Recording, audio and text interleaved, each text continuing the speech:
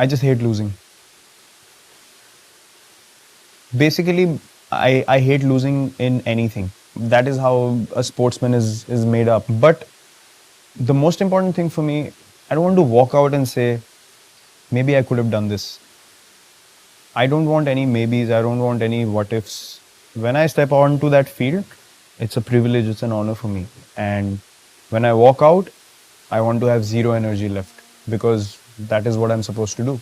That is why I'm selected. I'm not selected because I'm privileged or I should be comforted because I've reached the highest level. No, however hard I've worked for age group cricket, this has to be a constant 10 times hard working process on a daily basis because I'm representing my country, and there couldn't be a bigger honor for me.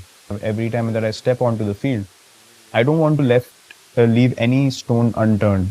I hate having the feeling of maybe I could have gone for that catch. Maybe I could have pushed an extra, yard for an extra run.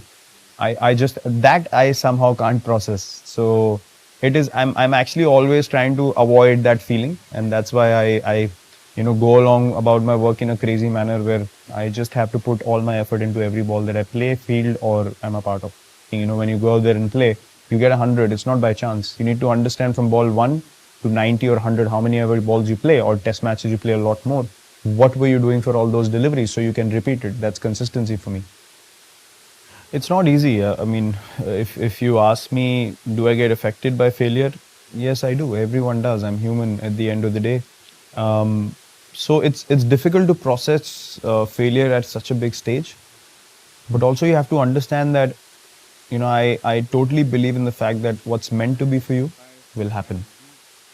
We were working as hard as we could. All we can do is work hard and put in our best effort. As long as your intent is right, your heart is in the right place, and you're going along the right path, and you're doing things with the right intent, that's all you can do. Success and failure is a part of everything that we do in life, whether it's sport, whether it's in daily life, whether you lose someone close to you, whether it's a problem in your job, anything. It is the truth of life, and you need to be able to accept both with grace. That's the thing that I've learned. You can't go gung-ho when you succeed. You can't say, oh, I'm the king of the world, or we are invincible now. And when you fail, you can't beat yourself down so much that you can't get up again. So I think you need to feel the hurt. You need to feel, where could I have done things differently? I think failure is a great way or a great opportunity to analyze what went wrong and to improve on those mistakes. Because at the end of the day, cricket is all about that. When you make a mistake while batting, you want to improve it the next time you walk out to play. Or if you play a false shot and you haven't gotten out, you want to improve it the next ball. And I think life is all about that. It's about making mistakes on a regular basis, but having the courage and the acceptance and the clarity to say, okay, I have made a mistake. I'm not going to be egoistic about it. I'm going to lay it down, understand what happened, improve on it, and walk forward. We want to give our best effort possible, but if you focus on things which are only based on success and numbers and results, I don't think you can enjoy the process. And we as a team, we play so well because we enjoy the process. We enjoy being in difficult situations and coming out on top. Basically, what we are doing on a daily basis is competing with ourselves. How good can we be when we are put under pressure? It's not about coming up against someone or trying to prove someone else wrong.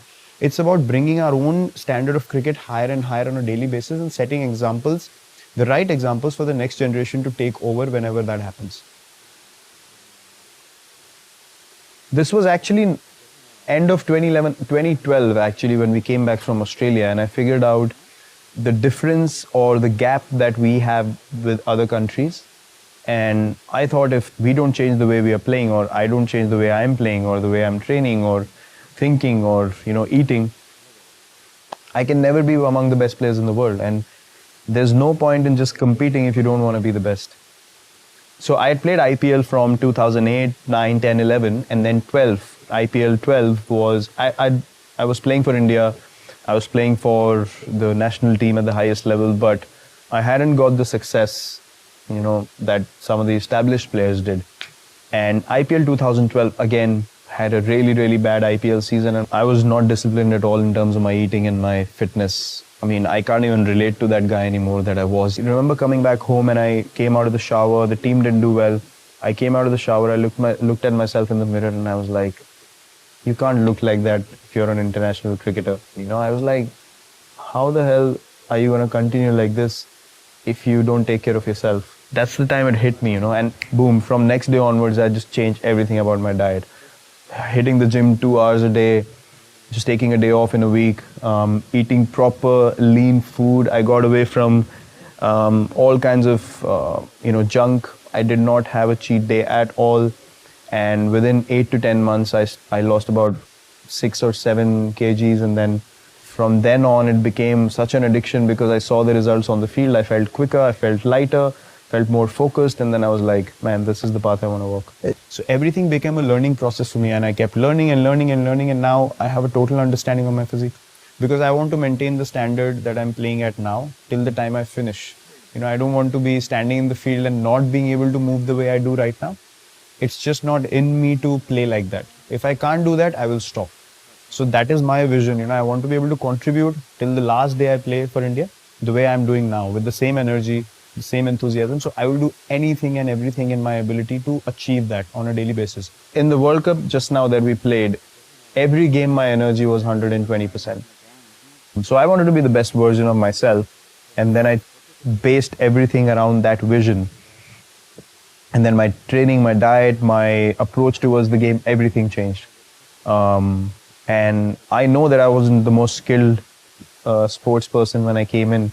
But the only thing that's been constant is working hard on myself and my game. And that was the time I realized, well, if the Indian team has to be the best team in the world, we need to go ahead in a certain manner. I didn't feel that, when I walked into play, there was any kind of fear or respect in the opposition corner. So I felt like I don't want to walk into the field thinking, or the opposition thinking, oh, this is just a pushover. Don't worry about this guy. He's going to do no damage to us. And he's just playing just like another player in the team and stuff. I wanted to make an impact. I knew that I have the ability to make my team win. And I wanted to be that version of myself where if I walk in, I wanted teams to think like, we need to get this guy out or else we're going to lose the game. So I thought if I can't have that impact on my team, then I'm not doing justice to, where I am. And if I don't want to be that guy, there's something wrong in my head. Either I've accepted being, lower than what I should be, or I just don't have enough drive in me. So I said, I'm going to unlock my max potential and achieve what I should be.